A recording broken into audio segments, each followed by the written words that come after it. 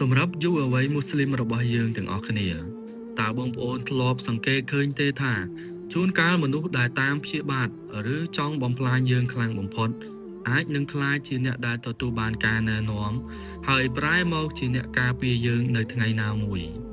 ក្នុងប្រវត្តិសាស្ត្រអ៊ីស្លាមមានបុរសម្នាក់បានចេញទៅតាមសម្លាប់ព្យាការីមហាម៉ាត់សល្លឡោះអាឡៃវ៉ាសាឡាំដើម្បីយករង្វាន់សត្វអូតក្រហម100ក្បាលក៏ប៉ុន្តែចុងក្រោយគាត់បែរជាត្រឡប់មកវិញដោយពំនាំមកនៅសេចក្តីសន្យានៃខ្សែដៃមាសរបស់មហាអធិរាជទៅវិញនេះគឺជាភាពផ្ទុយស្រឡះដល់អស្ចារ្យរបស់អល់ឡោះស៊ុបហានវ៉ាតាឡាដែលបានរៀបចំទុកយោងតាមប្រភពដ៏ត្រឹមត្រូវបំផុតពីគីតាបសូហេះអាប៊ូកូរ៉េនិងហាឌីសលេខ3906ទាំងនេះគឺជាទស្សនវិជ្ជានៃការដេញតាមចាប់ដែលមានគ្រោះថ្នាក់នៅកណ្ដាលវាលខ្សាច់បន្ទាប់ពីព្យាការីមហាម៉ាត់សល្លឡោះអាឡៃវ៉ាសាឡាំនិងអាប៊ូបការបានចាក់ចេញពីលាអាងភ្នំ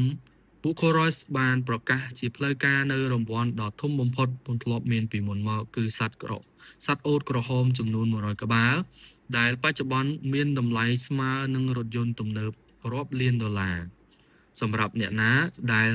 តាមចាប់ព្យាការីមហាម៉ាត់សល្លឡោះអាឡៃវ៉ាសាឡាំទោះបីជាស្លាប់ឬក៏រស់ក៏ដោយពេលនោះបុរសម្នាក់ឈ្មោះស៊ូរ៉ាកោះប៊ីនម៉ាលិកដែលជាអ្នកចម្បាំងដ៏អង់អាចនិងជាអ្នកជំនាញតាមដានជើងកម្រិតកំពូលប្រចាំកុលសម្ព័ន្ធមួយបានដឹងដំណឹងនេះដោយសេចក្តីលោភលន់ចង់បានរង្វាន់តែម្នាក់ឯង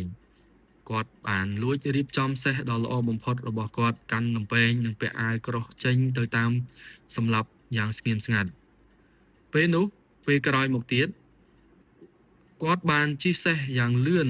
គឺស៊ូក្រកោះបានប្រទះឃើញនឹងស្រមោលមនុស្សពីចម្ងាយខណៈនោះដែរគឺក្តីបារម្ភរបស់អាប៊ូបកើតនៅពេលដែលដឹងថាមានសត្រូវប្រដាប់ដោយអាវុធជិះសេះដេញតាមពីក្រោយអាប៊ូបកើតបានយំហើយចេះតែងាកមើលក្រោយជានិច្ចព្រោះបារម្ភខ្លាចពីសុវត្ថិភាពរបស់ព្យាការីមហាម៉ាត់សល្លឡោះអាឡៃវ៉ាសាឡាំផ្ទុយពីការបារម្ភគឺភាពស្ងប់ស្ងាត់របស់ព្យាការីមហាម៉ាត់សល្លឡោះអាឡៃវ៉ាសាឡាំមិនបានងាកមើលក្រោយសូម្បីតែម្ដងលោកនៅតែបន្តធ្វើដំណើរទៅមុខយឺតហើយបបោមាត់របស់លោកកំពុងតែសូត្រអាល់កុរអានយ៉ាងស្ងប់ស្ងាត់បំផុតដោយពឹងផ្អែកទាំងស្រុងលើអល់ឡោះស៊ុបហានវ៉ាតាអាឡានៅពេលស៊ូរ៉ាកោះជិះសេះបោលចិត្តមកដល់ចិត្តល្មមអាចឮសំឡេងសូត្រអាល់កុរអានរបស់ព្យាការីមហាម៉ាត់សល្លឡោះអាឡៃវ៉ាសាឡាំគាត់ក៏បានលើកលំពែងបងរងនឹងកាប់ពេលនោះរំពេចនោះអពុធហេតុដ៏គួរឲ្យស្ញប់ស្ញែងមួយបានកើតឡើងគឺគ្រាន់តែព្យាការីមហាម៉ាត់សល្លឡោះអាឡៃវ៉ាសាឡាំឌូអាបួងសួងទៅកាន់អល់ឡោះស៊ុបហានវ៉ាតាអាឡាភ្លាមជើងមុខទាំងពីរនៃសេះរបស់ស៊ូរ៉ាកោះ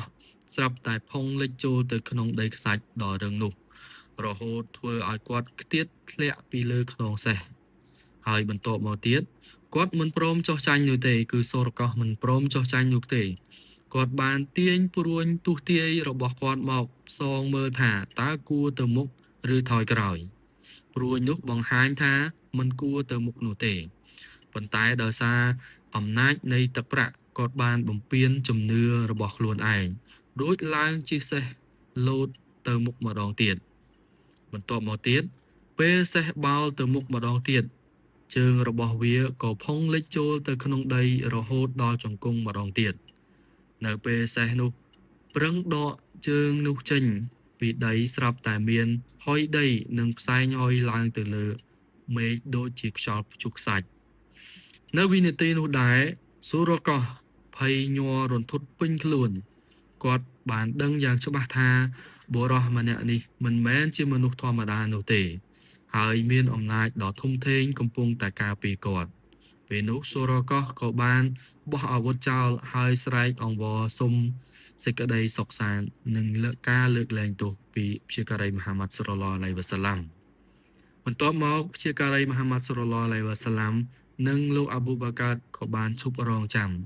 ស៊ូរ៉ាកោះបានសុំឲ្យព្យាការីមហាម៉ាត់សល្លឡោះអាឡៃវ៉ាសាឡាំសរសេរសម្បត្តិធានា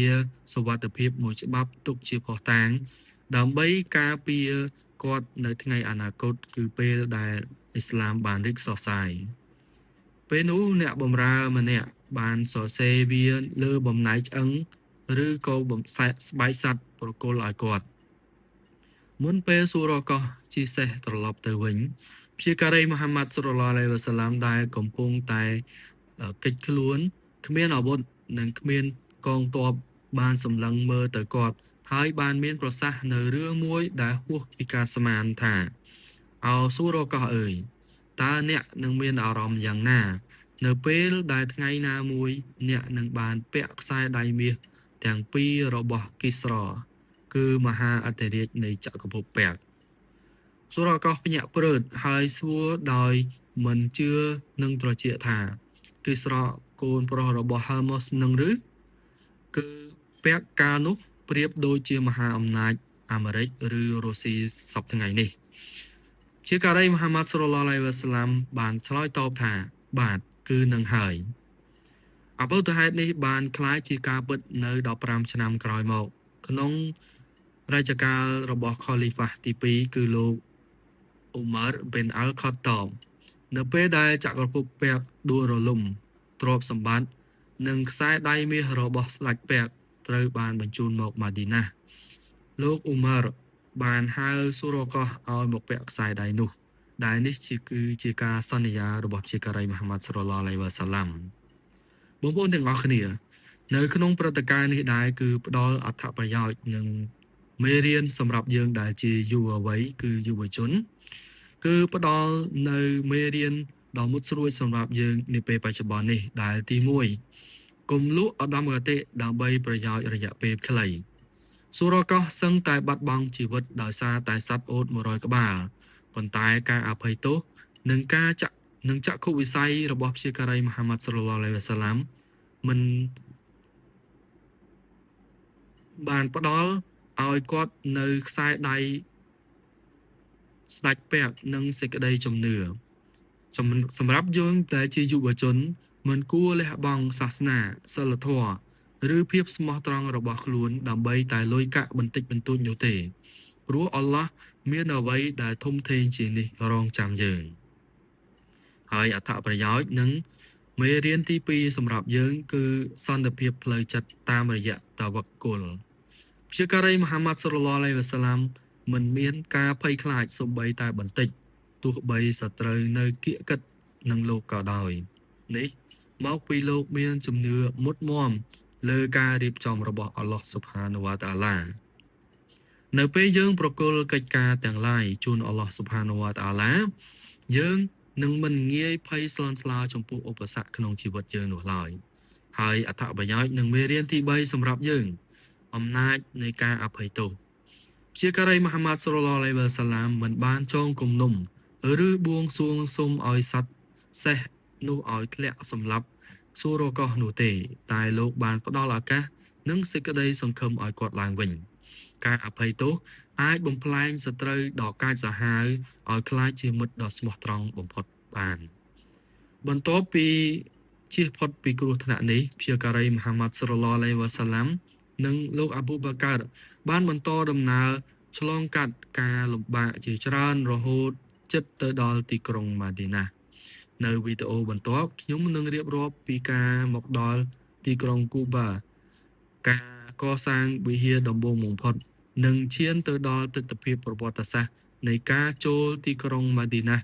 ដែលប្រជាជនចេញមកស្វាគមន៍លោកដោយច្រៀងនៅណាស៊ីតមួយគឺតឡាអលបាដរូអាឡៃណា